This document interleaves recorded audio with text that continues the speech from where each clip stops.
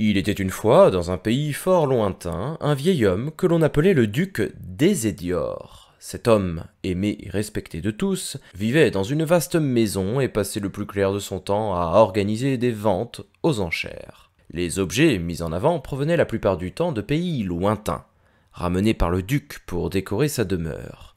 Un jour, alors qu'il s'apprêtait à clôturer la vente d'un coffret scellé à clé pour la modique somme de 150 000 pièces d'or, un homme se leva soudainement et s'écria « Je propose une somme, une seule pièce d'or, ni plus ni moins. » Interloqué, le duc d'Hésédior le regarda d'un air dubitatif mais amusé, puis répondit « Mon cher, ce coffre provient d'un lointain pays que j'ai visité il y a fort longtemps. Il a plus de valeur que n'importe quel objet de ma collection. Pourquoi m'en offrir une pièce quand ce coffret peut m'en rapporter 150 000 fois plus ?»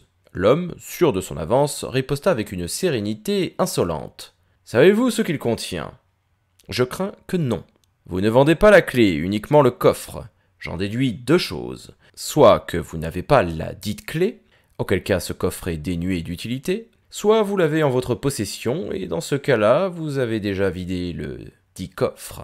Si vous vendez cet objet pour 150 000 pièces, c'est qu'une chose à l'intérieur en vaut au moins la même somme, si ce n'est plus. Mais comment le savoir sans la clé? Et comment savoir s'il y a bien ou non quelque chose à l'intérieur? Donc, je vous en offre une seule pièce. » Le duc, embarrassé par un tel discours, avoua qu'il ne possédait pas la clé et que, de ce fait, il ne savait pas ce que contenait le coffre.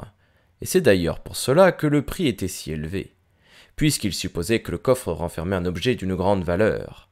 Mais en cela, le duc n'était certain de rien. Alors il reprit la parole et proposa un marché. « Donnez-moi les 50 000 que je demande, et si vous arrivez à ouvrir ce coffre qui peut-être contient un trésor inestimable, vous êtes gagnant, davantage que moi. » L'homme, bien décidé à ne pas céder à cette ruse, riposta en proposant un autre marché. « Je vous en donne une pièce. Si j'arrive à ouvrir ce coffre et qu'il ne contient rien, je vous offre, non pas 150 000, mais bien 400 000 pièces d'or. En revanche, s'il contient quelque chose, je garde le coffre et le butin. » Persuadé que le coffre était vide, le duc d'Hésédior secoua une énième fois l'objet, qui effectivement paraissait complètement vide. Alors il se tourna un instant, réfléchit quelques minutes, puis annonça « Marché conclu ». La transaction fut faite.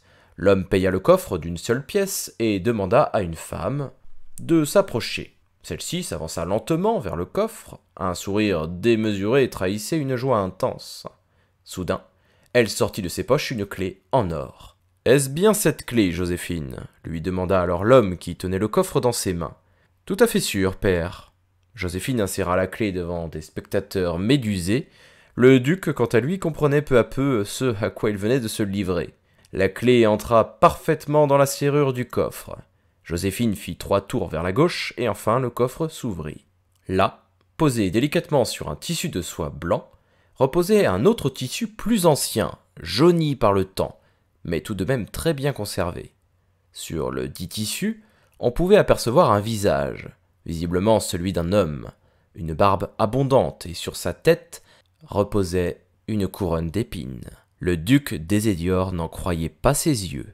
Devant lui reposait délicatement dans le petit coffre le Saint-Suaire, l'authentique, l'unique et véritable. Ébahi et visiblement déboussolé par ce qui venait de se produire, le duc ne put contenir ses larmes.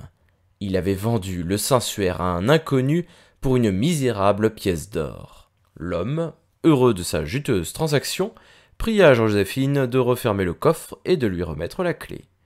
Il se tourna vers le duc, remit son chapeau qu'il tenait dans sa main, et avant de s'en aller avec sa fille, lança simplement « Ce fut un réel plaisir, mon brave. »